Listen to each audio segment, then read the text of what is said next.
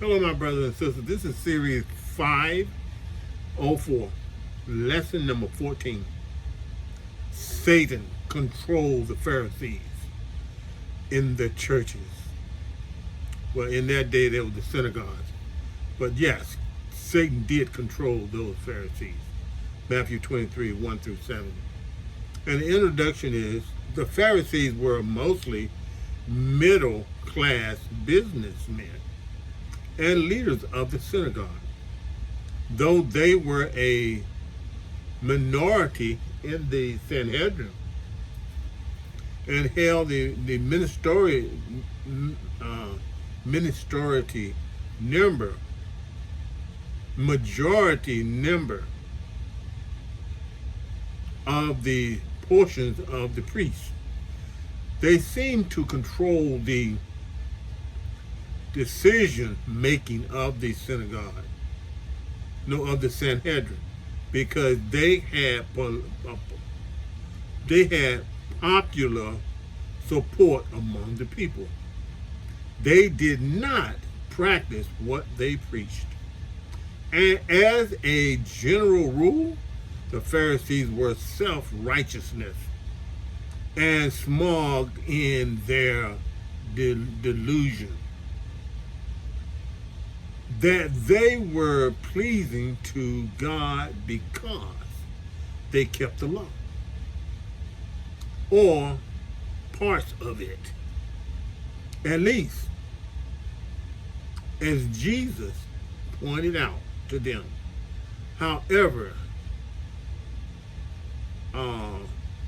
scrupulous they were in following the finer points of the religionism,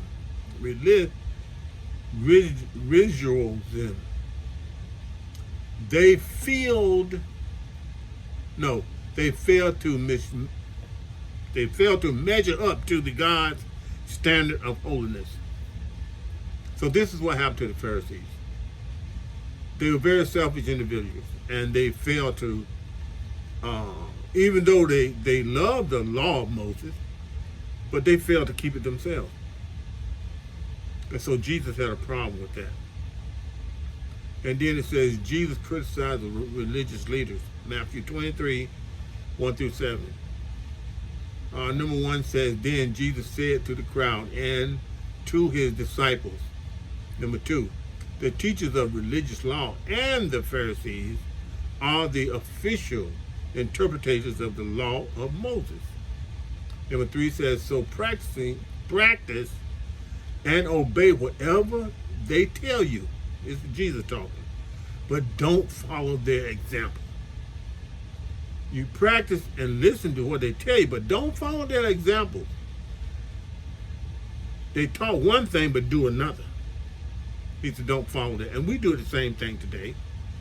We say one thing but practice another. For they don't practice what they teach.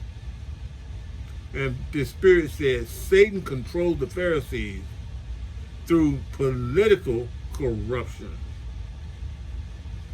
Number 4 says they crushed people with unbearable religious demands and never lift a finger to ease their burdens. And the Spirit said the Pharisees made slaves of people, but they never put into practice the love law. They didn't know nothing about love. Even though they knew the law, but they didn't care nothing about love. They wanted to put people in bondage. And number 5 said everything they do is for show. On their arms, they wear extra wide prayer boxes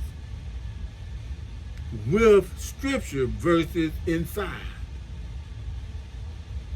And they wear robes with extra long tassels. Number 6 says, and they love to sit as the head of the table at banquets and in the seats of honor in the synagogues.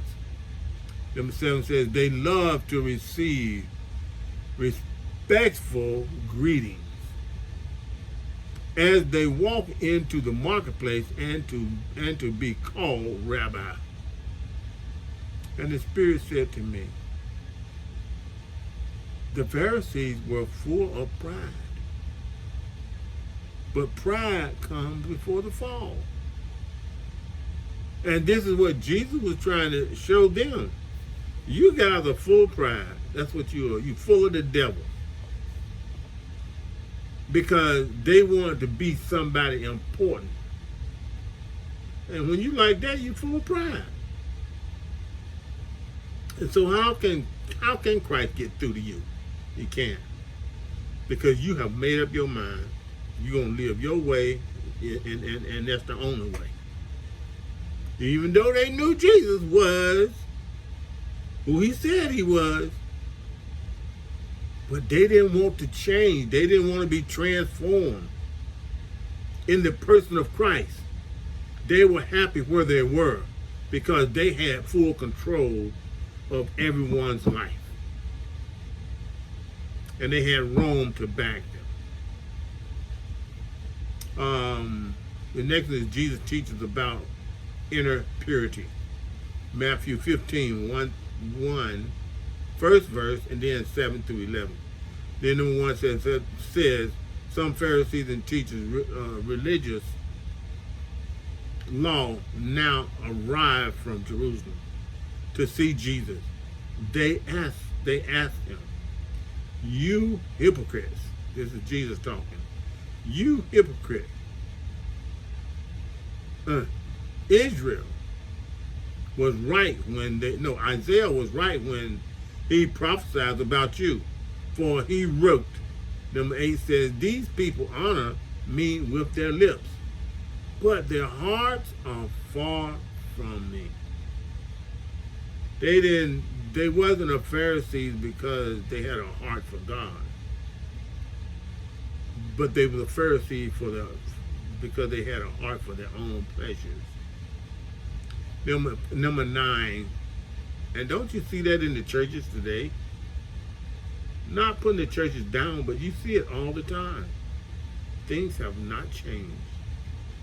And that's Satan. When he gets in the churches, he turned the churches just like that.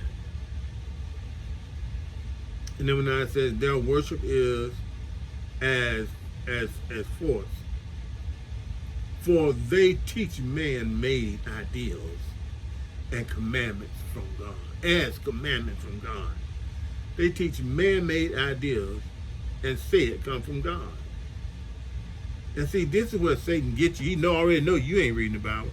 He already know you ain't trying to keep the law. And so they know the law, experienced in the law as far as teaching, but they know that the people didn't do it the way they did it. So they did it to have control over the people. And if you didn't know the word, then they had you. That's why it's so important for you to get the word and read it for yourself. And it's not study just to study, but study the deep things of God. Number 10 says, then Jesus called to the crowd to come and hear. Listen, he said, and try to understand. Number 11 said, it's not what goes into the mouth that defiles you.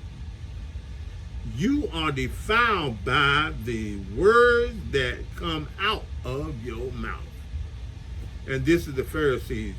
They defile themselves by the words that came out of their mouth against Jesus. And then the Spirit says, Satan is controlled. Satan is controlled their hearts and minds. Satan has control over their hearts and minds.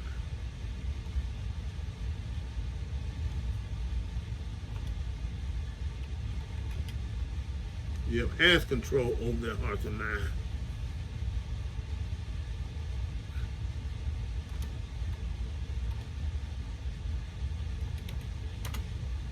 right. Let's go to the next one. Jesus criticized the Pharisees. Luke 11, 42, 45.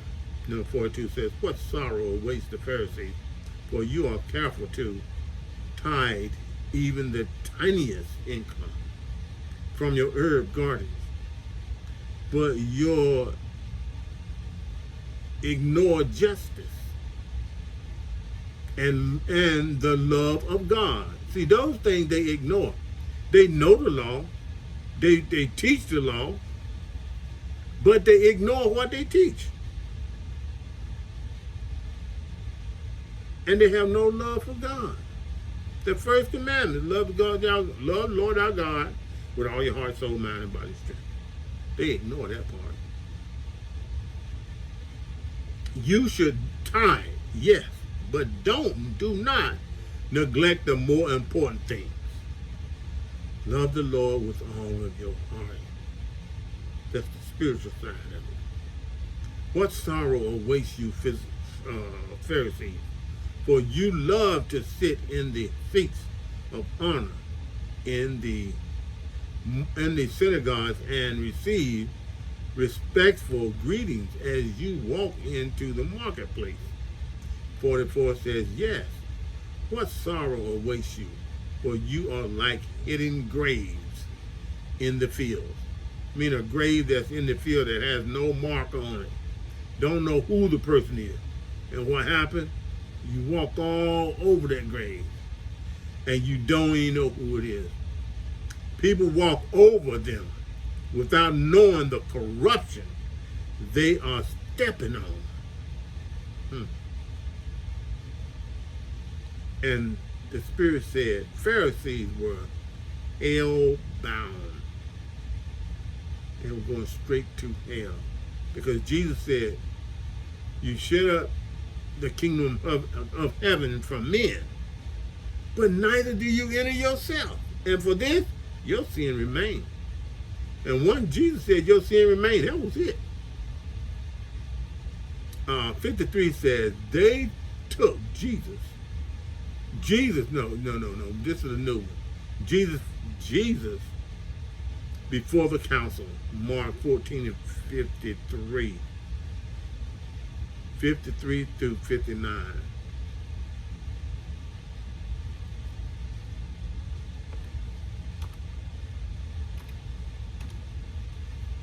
Uh, 53 says, they took Jesus to the high priest, home where the leading priests, the elders, and the teachers of religious law had gathered.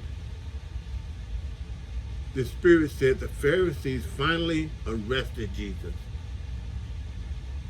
Number 54 says, meanwhile, Peter followed him at this distance and went right into the high priest's courtyard.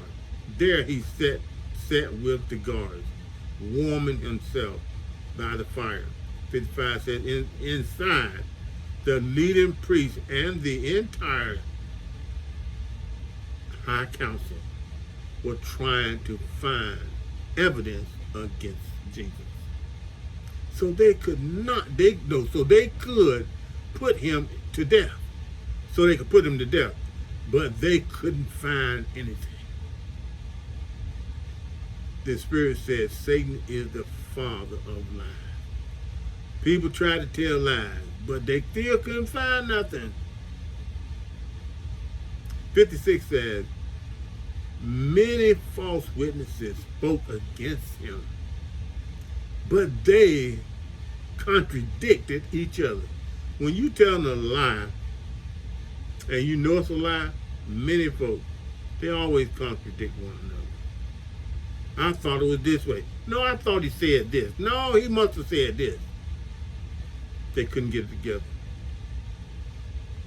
56 says, many false witnesses spoke against him. Now, 57.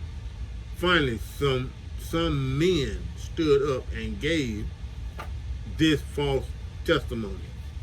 58. We heard him say, I will destroy this temple made with human hands, and in 3 days I will build another, made without human hands. And the Spirit said, the Pharisees wanted to control Jesus' life.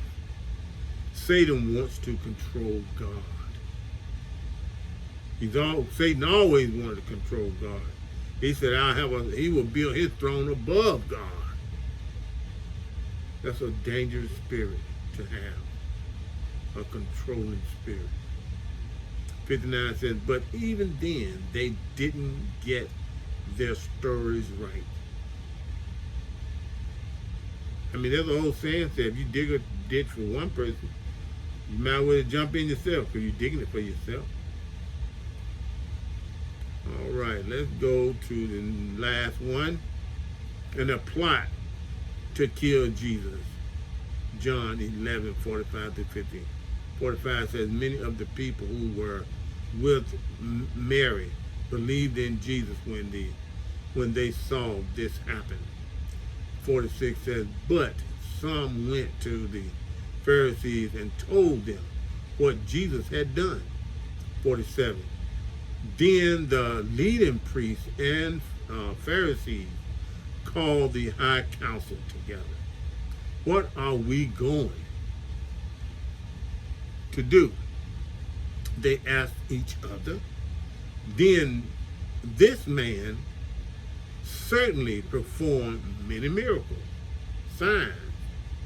48 says, if we allow him to go on like this, listen to their reasoning here. If we allow this man to go on like this, soon everyone will believe in him. They wanted the people to believe in them and not Jesus. They were jealous. They had a problem with the people believing in Jesus. And he was healing folks. Then the Roman army will come and destroy both our temple and our nation. The Romans are already there. They ain't destroyed you yet. But this is the part about politics. You trying to fit in when Jesus already done fit you in to where he wants you to be. So now you step out of what Jesus has done to step over into the political realm just to make sure you're going to be okay. You rather trust man in his political field than to trust Jesus in the all-powerful realm of God. Doesn't make much sense, do it? No. Don't make sense.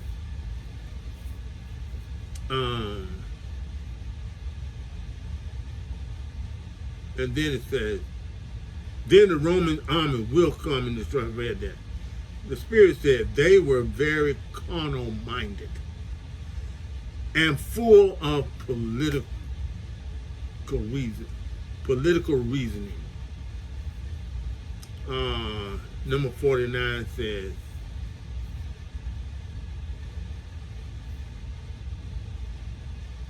then the high priest at that time said, you don't know what you're talking about.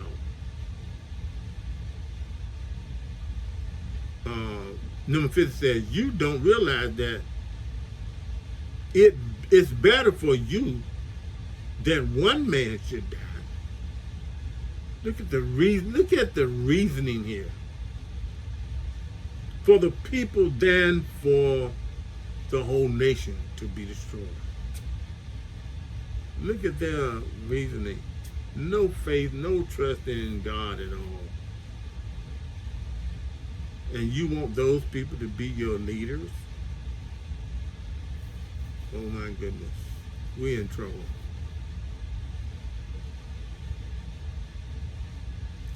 And the Spirit said, when you do wrong for so long, like the Pharisee was doing wrong for so long, you think you are right. That's how politics becomes deep rooted in you. Because you've been doing it for so long. You grounded and rooted in politics now. And you think that's the best and the only way out. The conclusion to this is Jesus debates with religious leaders. He never criticized them for following the Old Testament too carefully. He criticized them sharply for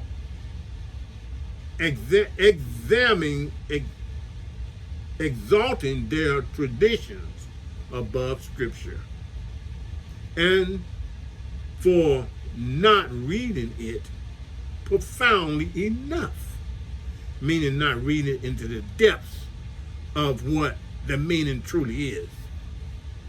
The Pharisees had hundreds of traditions that were based on their interpretation of the 613 laws of Moses in order to control the people. They valued strict obedience to their interpretation of the law more than they value plates and purification. No, purifying themselves after coming from the marketplace. They value themselves more in cups and plates. Meaning you must wash the cup. You gotta wash the plate before you eat or you be defiled.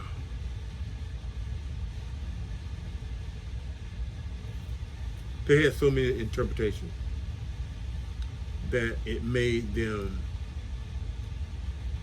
lawless compared to Jesus. And this is what the churches today are doing, the same thing. They picking up these customs and ways. Has nothing to do with Jesus. Has nothing to do with sacrifice. Romans chapter 12 says, I beseech you, but 1 and 2. I beseech you, brothers, by the mercy of God, to keep your bodies a living sacrifice, holy and acceptable unto God. And then it says, for this is your reasonable service. That's all Jesus asked for. I mean, simple. That's all he asked for.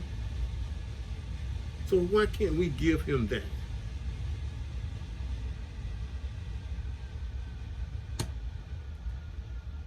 I know it's a hard pill to swallow, but we have too many controlling spirits in the church. And we don't have the Spirit of God that should be controlling the church through love, through the fruits of the Spirit, the attributes of God. That's what should be controlling the church. So my brothers and sisters, God just wants you to wake up and know and see what's going on in the churches. Because you can't be a part of that controlling spirit. God will not allow that spirit to control you. But only you can allow it to do so. Because you have a choice. Either live for God or live for Satan. One or the other. God bless you, my brothers and sisters. I thank you. I thank you for sitting and listening to these messages. And when you finish listening to these messages, you will not be the same. Because you're going to want to give up the ways of the devil. You must know what he looks like and how he operates. And God will show it to you too. And then you'll see that I'm not wrong, but I'm right. And when God opened my mind up to it, I will not go back. There's nothing back there for me. I don't have peace about serving God at all. I felt like I was in bondage. And God don't want us in bondage. He wants us in perfect peace that only comes from him. God bless you. He loves you. Amen.